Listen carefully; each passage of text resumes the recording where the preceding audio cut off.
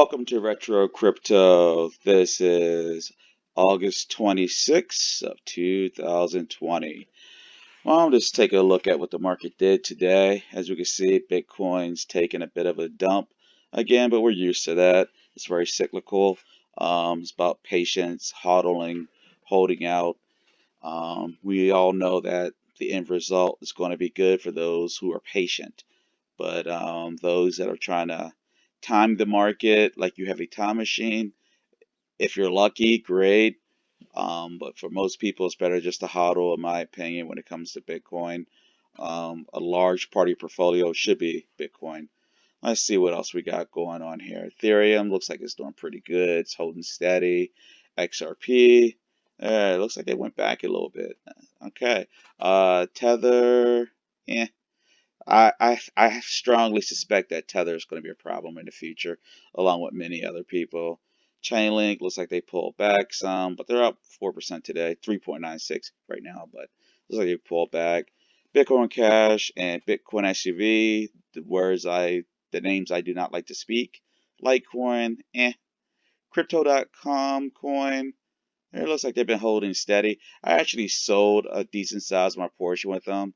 I feel like their run is over for right now, so I actually dumped some money into Polkadot because Polkadot looks like it's going to be a serious competitor in the crypto world as a oracle. Um, I don't think they're really competing with Ethereum, but they're going to be right beside Ethereum. And on Cardano's down. Wow. I think I might have to buy some more. I didn't realize they went that back, pulled back that far. But pullbacks are good. It's a chance to buy more if you believe in a project. And then you got Tezos and the normal blah blah blahs out here. Cosmos is down. Might be a good chance to, if they dip back a little bit more, I might want to buy some Cosmos. Hearing their name more and more. All right. Let's jump over to what I want to talk about today. What I want to talk about is the debt in the U.S., the United States, the currency, the Fed. This site here, I'll have a link on my channel. It's an awesome site. It's called usdebtclock.org. As you can see right here, the U.S. national debt right now, what is that? $26 trillion and counting. It's pretty scary. Uh, this site's pretty self-explanatory. Uh, Every time I look at it, I just sit here and I honestly get nervous. It's very disturbing, and you gotta be pretty much an idiot not to see a problem here. It's way too much red going on here, and it's always ticking.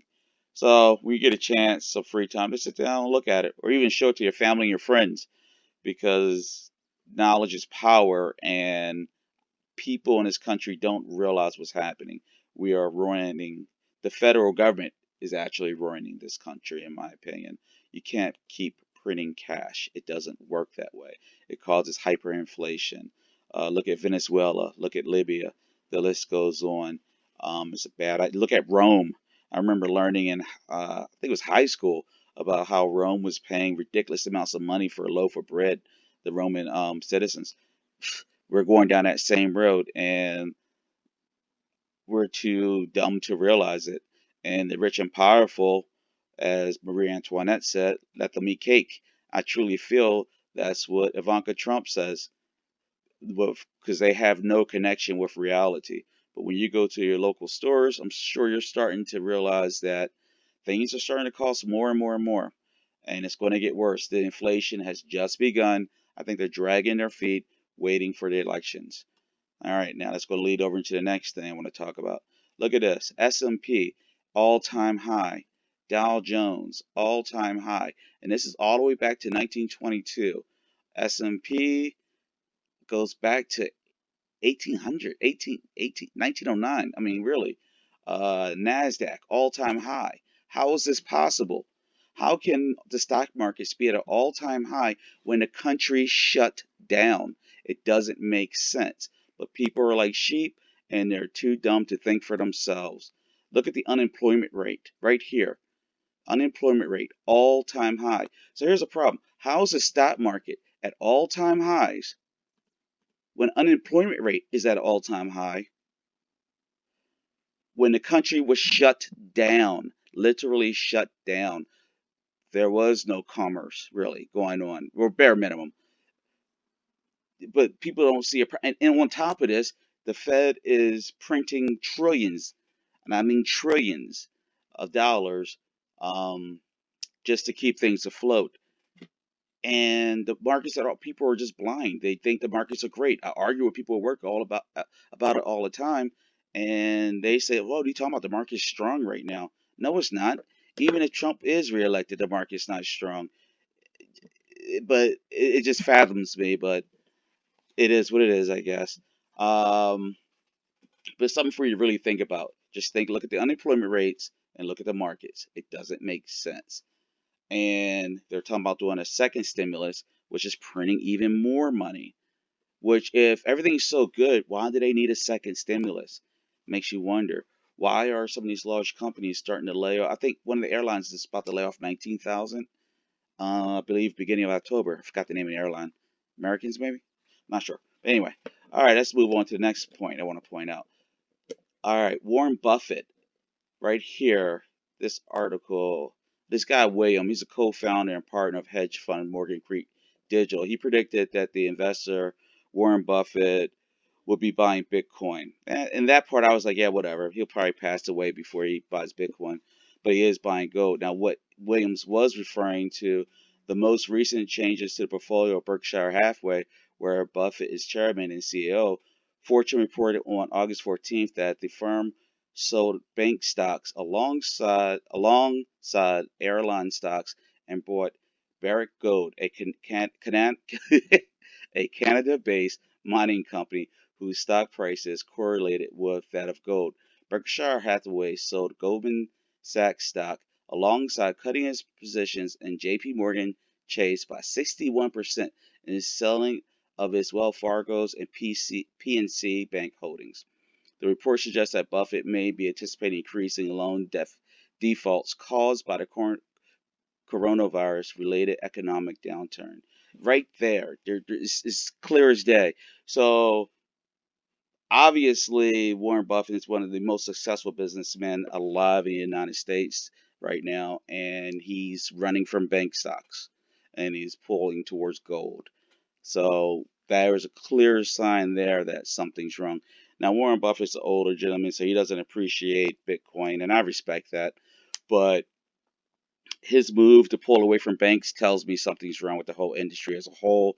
And this is just like back in, what was it, 2007. But I think it's going to be much, much worse this time. All right, moving on. Let's see. IRS ignoring its own watchdog sends letters about crypto taxes once again. Basically, the IRS, the internal watchdog, recently. No, I'm sorry, jump up here. They're part of what the IRS calls a soft letter campaign. A call to action means to spur taxpayers to fix alleged discrepancies in their tax filings before the IRS escalates the situation to a full inquiry and audit. So basically, you'll be getting a letter in the mail if you do cryptocurrency. I pay my taxes. I track my stuff. Just pay your taxes. I mean, I've had multiple conversations with my significant other when she was worried about doing different business ventures because of taxes. Don't worry about it. Just go for it, make the money, pay the taxes. It's not a big deal. What else does it have to say? Oh, this second line here, the internal watchdog recently alleged that one of particular letter variant 6173 undermines taxpayers' rights by demanding a statement of facts and detailed trading history accounting for years outside the statute of limitations. Basically, get an accountant. The IRS, if the IRS agent ever calls you, they want to audit you, tell them you would like to speak to counsel before continuing the conversation. They have to stop the conversation at that point until you get counsel. And counsel can just be an accountant. Because if you try to talk to them yourselves, they're going to back you into a corner and you're going to sign whatever you can to make sure that they don't convince you that they're going to press charges, even if they're not. Um, but this is important though. Pay your taxes. There's plenty of softwares, there's plenty of stuff to track. Cryptocurrency was meant to defeat the fiat currency. Um, is meant to take away the power of governments and the feds out there, inflation. But you still got to pay taxes. If you're using it for not to pay taxes or any illegal things, then that's not what cryptocurrency was for in the first place. moving on. Let's see what we got here. All right, Fidelity president files for new Bitcoin fund. Fidelity president director of digital funds Peter Juber today filed paperwork with the U.S. Securities and Exchange Commission informing the regulator of a new fund dedicated to Bitcoin.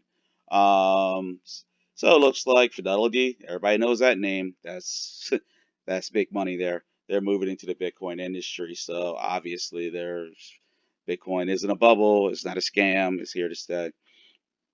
It looks like you need like $100,000 before you can even invest in this fund. So it's not even open to the average investor. This is for the rich and the powerful. And they're trying to get their piece of the pie with Bitcoin. Big surprise there. All right, moving on. I say Polkadot. That new currency called Polkadot. I actually sold some of my smaller holdings yesterday and brought more Polkadot. Polkadot's going to be a major player, and it's going to be something to be respected here. Let's read what I've highlighted here. Dot has seen meteor meteoric, whatever, growth in recent weeks in terms of both valuation and projects. Data from Polka project shows there are 197 projects in the Polkadot ecosystem. Apart from having a strong technologies, Polkadot also has arguably one of the most decorated developers within the smart contract system. Gavin Wood created Polkadot in 2016 and is a key figure behind the development of Ethereum's Solidity programming language and parity technologies. Wood also played a key role in the growth of the Ethereum network over the past 4 years. So this Gavin Woods fella, he sounds a lot to me like Charles Hutchinson. Sorry, Charles. That where they both split away from Ethereum to make better projects, to build upon the technology to make something better. Um, so as everybody knows, I'm a huge fan of Charles Hoskinson. So this Gavin's Wood fella, I think I actually dumped some money. I'm going to be dumping even more into this project because I think it's going to be here to stay. And basically, Polkadot, I discussed some other video. It is a oracle, which means it's a gateway for blockchains to communicate with each other, and it's essential. All right, let's move to the next one. All right, what do you know? I want to talk about Cardano real quick. I haven't really talked about Cardano that much lately, but I don't want you guys to forget about Cardano. You're going to definitely want this in your portfolio. I suspect big things from them. I have a very decent sized chunk of my holdings tied up in Cardano. I know I heard, I don't know if it's going to really happen, but they were saying 70 cents by the end of the year. If it happens, that'd be great. If not, that's cool too, as long as it doesn't crash, which I just don't foresee it happening. I'm actually expecting it to go higher than 70 cents, but keep our fingers crossed. And you definitely want to, if you haven't brought any Cardano, you want to buy some. Take my word on that for what it's worth. See, this is some tools from Cardano for their polls and their staking. If they have started doing the staking rewards, so you definitely want to look into it. Let's see here. All right, and I want to wrap up with Howdoo. I'm going to have to give shout outs to BitBoy, a fellow YouTuber. He was the first one to do a broadcast on Howdoo, and I kind of blew it off. Looked at my wife, was like, "Hey, here's another one." But no, it looks like it's the real deal, and there's other YouTubers talking about it now, like Altcoin Daily. So I'm like, wow, the little following I have, I better make sure I let you guys know Howdoo is the real deal, and it's going to be a real player. They got a lot of money tied up in this project. It's going to be a social media platform. It won't let me register because I'm a nobody, but the somebodies are already uploading videos in there, getting it ready to go. Supposedly, they got some pretty big names that's going to be in there from TikTok and etc., Instagram or whatever, and etc. But we'll have to see. But it's definitely something that you don't want to be blindsided by. And right now it's cheap. I found it on Uniswap. I believe it was I don't know, about 8 cents, 7 cents, 7.5 cents. So you really want to keep. I'm not saying go out and buy this or anything like that, but keep an eye out on it so you don't regret it. Because I think this one may be a true player. Um, but that's about it for today. If you have any questions, have any coins or blockchain projects you want me to look into, any comments at all, please please leave them. And as always, please remember to like, subscribe, and click that little bell at the top of your screen there so it'll notify you when I upload new videos. And in closing, I just want to remind everybody, I am not a financial advisor. I'm just another guy on the internet who loves cryptocurrency, who has a passion for cryptocurrency. But remember to do your own research, and when you think you have done enough research, do some more.